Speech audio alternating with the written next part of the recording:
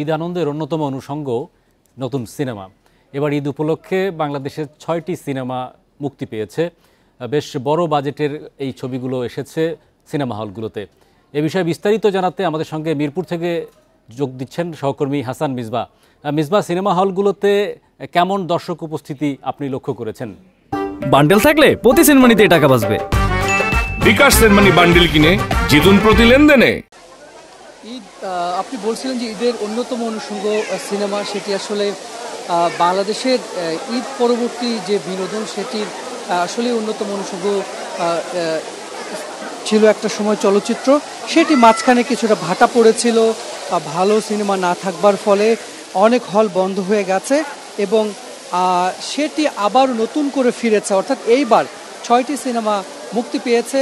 সেই সিনেমাগুলোর মধ্যে যদি বলি, দাগি এবং বরবাদ বিপুল দর্শক টেনেছে। এই মুহূর্তে আমি আছি মিরপুরের একটি সিনেমা হলের ভেতরের অংশে। আপনারা দেখতে পাচ্ছেন যে যারা টিকিট কেটেছেন তারা সিনেমা দেখবেন একটু পরে, তারাই এসে ভিড় করছেন এবং আজকে নতুন করে কেউ আসলে টিকিট কাটার সুযোগ পাচ্ছেন না, অর্থাৎ হাউসফুল। আগামীকালকের টিকিটও শেষ হয়ে গেছে।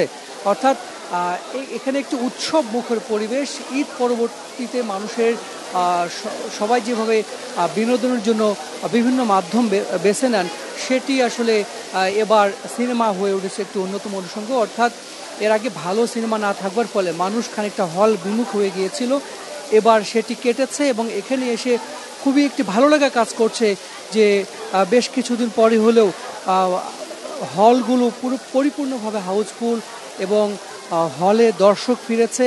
এবং যে সিনেমাগুলো হয়েছে এবার 6টি সিনেমা, তার মধ্যে যদি বলি যে বরবাদ আসলে মানুষের মন বরবাদ করে দিয়েছে। অর্থাৎ যারা এই সিনেমা দেখেছেন তারা সবাই খুব ভালো রিভিউ দিয়েছেন এবং দাগি খুবই ভালো করেছে।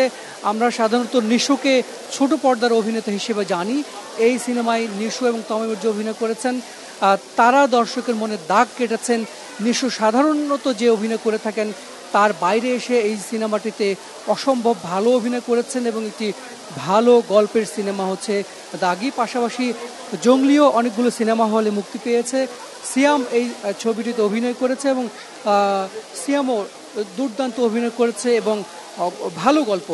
সব মিলিয়ে এবারে ঈদে আসলে হলগুলোতে, সারা বাংলাদেশের যে সিনেমা হল সেই হলগুলোতে দর্শক ফিরেছে এবং ঈদে মানুষ সাধারণত বিভিন্ন ধরনের বিনোদন কেন্দ্র বা বিভিন্ন মাধ্যমে তারা এই ঈদটাকে উপভোগ করার চেষ্টা করে। এবারে আমরা দেখছি যে সিনেমা হলগুলোতে ঢাকায় ম্যাক্সিমাম সিনেমা হলে আসলে এখন টিকিট নেই। কেউ যদি এই সিনেমাগুলো দেখতে চান 2-3 দিন বা 7 দিন পরে আসলে বুকিং নেওয়া হচ্ছে। সব মিলিয়ে সিনেমা হলে যেভাবে দর্শক ফিরেছেন এবং এটি যদি অব্যাহত থাকে, সামনে ঈদুল আজহা, নতুন আরও কয়েকটি সিনেমার নির্মাণ চলছে, তার মধ্যে শাকিব খানেরও সিনেমা আছে। এইবার কিন্তু 6টি ছবির মধ্যে 2টি শাকিব খানের এবং বরবাদ সিনেমাটি 120টি হল পেয়েছে এবং অন্তরাত্মা নামের যে সিনেমা শাকিব খানের, সেটিও অনেকগুলো হল পেয়েছে। এবং শাকিব খানের ঈদে শাকিব খানের সিনেমা মানে আসলে সুপার ডুপার হিট বলা হয়।